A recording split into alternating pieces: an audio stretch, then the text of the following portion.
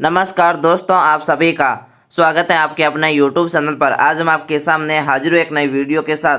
आज का वीडियो बहुत इंपॉर्टेंट है। आज हम बात करेंगे राजस्थान बोर्ड परीक्षा 2024। जी हाँ, आज हम कक्षा 12वीं के आने वाले हिंदी के मॉडल पेपर के साथ हाजिर हैं। आज का वीडियो बहुत ही इंपॉर्टेंट होने वाला है, क्योंकि इस वीडियो में आपके संपूर्ण मॉडल पेपर का हल करवाया जाएगा। तो आप वीडियो के लास्ट तक जरूर बने रहिए और अपने दोस्तों तक शेयर जरूर कीजिए, ताकि वो भी परीक्षा में ऐसे अंकों से पास हो सकें। यहाँ पर आप देख सकते हैं मॉडल पेपर 3 है। उस माध्यमिक परीक्षा कक्षा 12 आने वाले हिंदी पूर्णांक आपके 80 नंबर का होने वाला है। समय 3 घंटे 15 मिनट से 3 घंटे का आपको टाइम मिलेगा। परीक्षार्थी के लिए सामान्य निर्देश दिए गए, इसको आप आराम से पढ़ सकते हैं। इसके बाद सबसे पहले आपके खंड है। खंड में आपके प्रश्न संख्या 1 है कि निम्नलिखित बहुत चयनात्मक प्रश्नों के उत्तर अपनी उत्तर पुस्तिका में लिखना है। यानी कि आपके अपशब्द वाले सवाल हैं। कुल 12 सवाल हैं, सभी 1-1 नंबर के, यानी कि 12 नंबर के आपके अपशब्द वाले सवाल होने वाले हैं। यहाँ पर आप देख सकते हैं। पहला सवाल है, कविता के पंख लगा उड़ने के माने क्या है। कविता सारी सृष्टि में उड़ान भर लेती है। कविता के पंख लग जाते हैं। कविता उड़ने में चिड़िया से प्रतिस्पर्धा करती हैं, चिड़िया उड़ सकती हैं, कविता नहीं। तो इसमें आपके कविता के पंख लगा उड़ने के माने क्या है, तो कविता सारी सृष्टि में उड़ान भर लेती है, जो कि आपके ऑप्शन आ राइट होगा। इसके बाद अगला है कि वार्तावर में विहलता, विहलता में क्या होता है, तो मंजिल प्राप्त करता है, पद शिथिल हो जाते हैं, हित में संलग्न होते हैं, मन थक जाता है। तो इसमें आपके ऑप्शन ब राइट होगा, जिसमें पद शिथिल हो जाते हैं। इसके बाद अगला है कि बच्चे के घरौंदे में जलाती हैं दिए, पंक्ति में दिए जलाने से क्या हुआ, चीनी मिट्टी के खिलौने चमकने लगे, माँ का चमकता रूप दिखाई दिया। इसके बाद अगला है कि तीसरा ऑप्शन कि बच्चा खिला खिला कर हंसने लगा, घर का चौंदर्य दिखाई दिया। तो इसमें आपके ऑप्शन स राइट होगा, जिसमें बच्चा खिला कर हंसने लगा। इसके बाद अगला है कि भक्तिन का दुर्भाग्य भी उससे कम हटी नहीं था। पंक्ति में भक्तिन के दुर्भाग्य को हटी क्यों कहा है, जिसमें आप 4 ऑप्शन देख सकते हैं। पहला है विधवा होते ही उसे घर से बाहर निकाल दिया, उसकी किशोरी युवती होते ही विधवा हो गई, विधवा होते ही परिजनों ने संपत्ति छीन ली, या उपरोक्त में से कोई नहीं। तो इसमें आपके ऑप्शन ब राइट होगा कि उसकी किशोरी युवती होते ही विधवा हो गई। इसके बाद अगला है कि कवि व्यक्ति को अपना व्यवसाय सुनने की स्वतंत्रता न होना क्या कहलाता है। पराधीनता, दासता, बेगारी या गरीबी। तो व्यक्ति को अपना व्यवसाय सुनने की स्वतंत्रता न होना दासता कहलाते हैं, जो कि आपके ऑप्शन ब राइट होगा। इसके बाद अगला आप देख सकते हैं कि पिछले 1-1.5 दशक पूर्व किस विषय पर व्यापक चर्चा हुई थी। उपभोक्तावाद पर, बाजारवाद पर, दोनों पर या समाजवाद पर। तो पिछले 1-1.5 दशक पूर्व उपभोक्तावाद या बाजारवाद दोनों पर चर्चा हुई थी, जो कि आपके ऑप्शन स राइट होगा। अगला है कि जहाँ वास्तविक विरोध ना हो किंतु अर्थ करने पर विरोध सा जान पड़ता है, वह कौन सा अलंकार होता है। यहाँ पर आप ऑप्शन देख सकते हैं, आपको 4 ऑप्शन दिखाई दे रहे हैं, जिसमें पहला ऑप्शन है वक्रांति अलंकार, दूसरा है विरोधाभास, तीसरा है विभावना, चौथा है सलेश। तो इसमें विरोधाभास होगा, जो कि आपके ऑप्शन ब राइट है। इसके बाद अगला है कि नोटिफिकेशन शब्द का पारिभाषिक है सूचना, स्पष्टीकरण, अधिसूचना या अनुवीक्षक। तो नोटिफिकेशन शब्द का पारिभाषिक अर्थ होता है वो है अधिसूचना, जो कि आपके ऑप्शन स राइट होगा। भाषा के विकास में शुरुआती अखबारों और पत्रिकाओं में महत्वपूर्ण भूमिका किसने निभाई है। भारतेंदु हरिश्चंद्र, प्रताप नारायण मिश्र, माखनलाल चतुर्वेदी, महावीर प्रसाद द्विवेदी। तो भाषा के विकास में शुरुआती अखबारों और पत्रिका में महत्वपूर्ण भूमिका थी, वो भारतेंदु हरिश्चंद्र निभाई थी, जो कि आपके ऑप्शन आ राइट होगा। अगला है कि प्रिंट मीडिया का किसके लिए महत्व नहीं है, जिसमें आप 4 ऑप्शन देख सकते हैं। विद्यार्थियों के लिए, शिक्षकों के लिए, अनपढ़ों के लिए या शिक्षितों के लिए। तो प्रिंट मीडिया का है वो अनपढ़ों के लिए महत्व नहीं है, जो कि आपके ऑप्शन स राइट होगा। अगला है कि लेखक को अकेलापन खटकना बंद कब हुआ।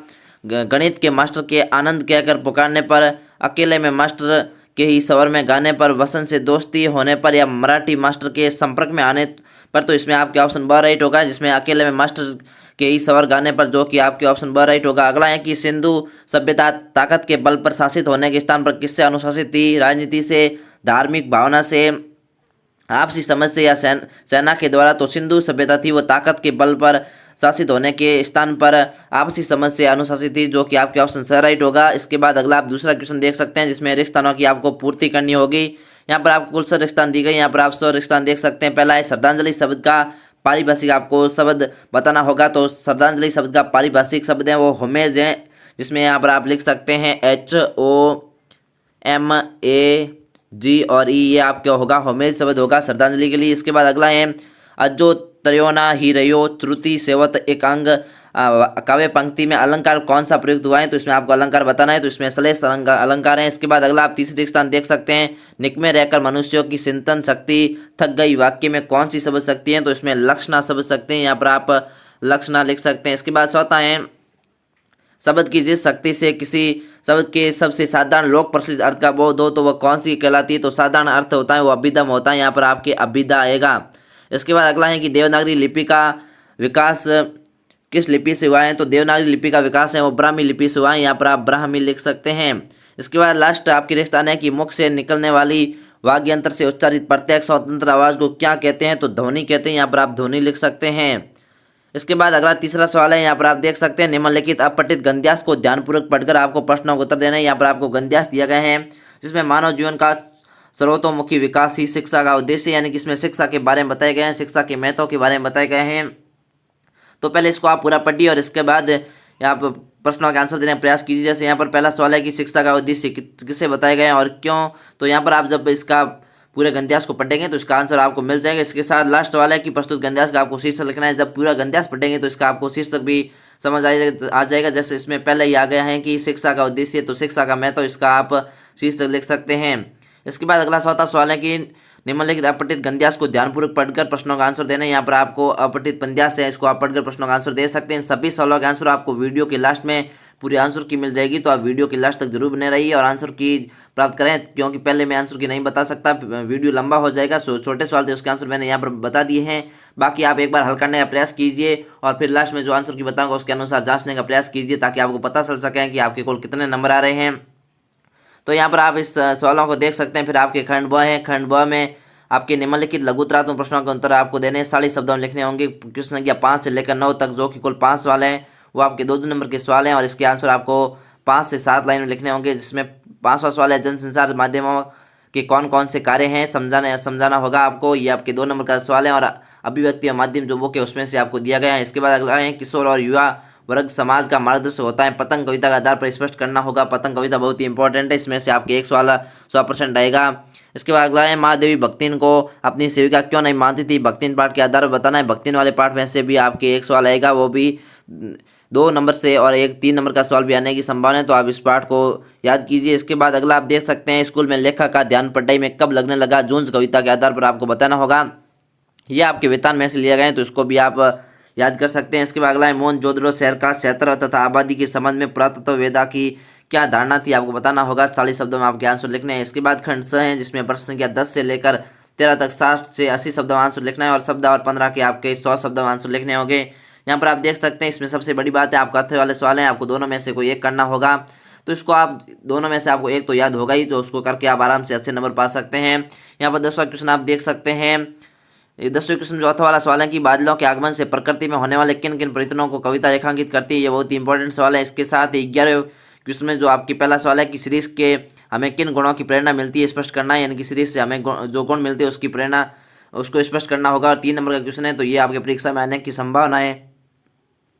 इसके बाद आप अगला सवाल देख सकते हैं कि कविता के प्रति लगाव से पहले और इसके बाद अकेलेपन के प्रति लेखक की धारणा में क्या बदलाव आया, ये वैसे क्वेश्चन खास नहीं है। इसके अलावा वाला है कुल दरख्त कहाँ स्थित है और लेखक को मोहनजोदड़ो के घरों के खंडरों में टहलते हुए उसकी याद क्यों आती है, ये इंपॉर्टेंट सवाल हैं, तो इसको आप याद कर सकते हैं। इसी तरह यहाँ पर बाकी सभी सवाल आप देख सकते हैं, इन सभी के आंसर आपको वीडियो के लास्ट में मिल जाएंगे, तो आप वीडियो के लास्ट तक जरूर बने रहिए। 14 सवाल आपके इंपॉर्टेंट है। फीसद लेखन के उद्देश्य यहाँ प्रकाश डालिए। फीसद लेखन से संबंधित आपके सवाल 100% आएगा, तो आप फीसद लेखन को याद कीजिए। इसके अलावा हमें आलेख लेखन किससे कहते हैं, आलेख के प्रमुख अंग आपको बताने होंगे। इसके बाद 15वां है कि कवि आलोक धनवा अथवा जनेंद्र कुमार के व्यक्तित्व या कृतित्व का परिचय देना होगा। फिर लास्ट आपके खंड द है। खंड द में आपके 16 सवाल है कि निम्नलिखित प्रबंध्यास की सप्रसंग आपको व्याख्या करनी होगी। ये पंद्यास हैं जिसमें पहला है छोटा मेरा खेत चौकोना कागज का एक पन्ना, कोई अंधड़ कहीं से आया, क्षण का बीज वहाँ बोया, कल्पना के रसायनों को पी, बीज गल गया, निशेष शब्द के अंकुर फूटे, पल्लव पुष्पों से नमित हुआ विशेष, इसको आपको सप्रसंग हिंदी भाषा में व्याख्या करनी होगी, तो इसको आप कर सकते हैं। ये इंपॉर्टेंट है, ये परीक्षा में आने की 100% संभावना है, तो इसको आप याद कीजिए, ये परीक्षा में आएगा 100%। इसके अथवा वाला भी आप आराम से कर सकते हैं। फिर अगला आप देख सकते हैं 17 जिसमें निम्नलिखित गंध्यास की सप्रसंग व्याख्या करनी है। आपके गंध्यास हैं, इसमें जो आपके पहला है बाजार एक जादू है, वह जादू आँख की राह काम करता है, ये इंपॉर्टेंट है, ये भी परीक्षा में आने की संभावना है। इसके अथवा वाला भी आप आराम से देख सकते हैं। फिर 18वां है जिसमें आपको एक अर्ध सरकारी पत्र लिखना है जिसमें पूर्ण विवरण भेजने के लिए निर्देश हुई है, आप देख सकते हैं पूरा विषय। और इसके अथवा में आपको निविदा तैयार करनी, निविदा आपकी 100% आएगी, तो आप निविदा को याद कीजिए। उसकी जो अंक तालिक एक सारणी बनानी होती है, उस सारणी को बनाने का आप सीख लीजिए ताकि आपकी परीक्षा में गलत ना हो सके। इसके बाद लास्ट वाला है जिसमें निम्नलिखित विषय में से किसी एक विषय पर आपको सारगर्भित निबंध लिखना है, 300 शब्दों में लिखना है। 4 निबंध आपको दिए गए, चारों में से एक पर लिखना होगा। पहला है आत्मनिर्भर भारत, दूसरा है बढ़ता भ्रष्टाचार, गिरती नैतिकता, राष्ट्र के प्रति हमारा नैतिक दायित्व, अनिवार्य बाल शिक्षा अधिकार, तो इसमें बढ़ता भ्रष्टाचार, गति नैतिकता, ये इंपॉर्टेंट है, इसको आप याद कर सकते हैं। इसके साथ ही आत्मनिर्भर भारत, ये भी इंपॉर्टेंट है। इसके बाद इस संपूर्ण मॉडल पेपर की आप आंसर की देख सकते हैं। तो ये रही आपके मॉडल पेपर 3 की संपूर्ण आंसर की। इसमें सभी के आपके आंसर बताए गए हैं। सबसे पहले जो खंड अ में आपके पहला सवाल था वस्तुनिष्ठ सवाल, उसके आंसर बताए गए हैं। फिर जो रिक्तस्थान थे उसके हैं। फिर आपके जो गंध्यास थे उसके आंसर बताए गए। यहाँ पर आप पूरा देख सकते हैं क्वेश्चन 17 के आंसर ये हैं। फिर आपके खंड ब के आंसर हैं। जो 2 नंबर के सवाल थे इसके आंसर आप आराम से देख सकते हैं। जितने 40 शब्दों में लिखने थे उसी अनुसार यहाँ पर आपको आंसर बताए गए, तो आप इसको आप आराम से याद कर सकते हैं। इसी के साथ यदि इसकी आपको पीडीएफ चाहिए तो आप हमारे टेलीग्राम चैनल से जुड़ सकते हैं। वहाँ पर इसकी आपको संपूर्ण पीडीएफ मिल जाएगी, तो आप जिसका लिंक आपको डिस्क्रिप्शन दिया गया है उससे आप टेलीग्राम में जुड़ सकते हैं। वहाँ पर आपको आंसर की और मॉडल पेपर की अलग अलग पीडीएफ मिल जाएगी। उसके अनुसार आप पूरा मॉडल पेपर हल कर सकेंगे। यहाँ पर आप देख सकते हैं ये खंड स के आंसर बताए गए हैं, जिसमें आपके अथवा वाले सवाल हैं, जिसमें दोनों के बताए गए हैं। जो अथवा में है उसके भी आंसर बताए गए हैं। आप जो चाहें उसको याद कर सकते हैं। ये आपके 15 सवाल हैं, ये फिर 16 सवाल हैं, जिसमें आपके खंड द स्टार्ट हो गया है। खंड द में आप जो सवाल थे उस सभी के आप आंसर आराम से देख सकते हैं। आपका कोई भी डाउट हो तो उसको आप कमेंट करके हमें बता सकते हैं, हम उसको हल करने का प्रयास करेंगे। तो हम हाजिर होते एक नई वीडियो के साथ, तब तक के लिए जय हिंद, धन्यवाद।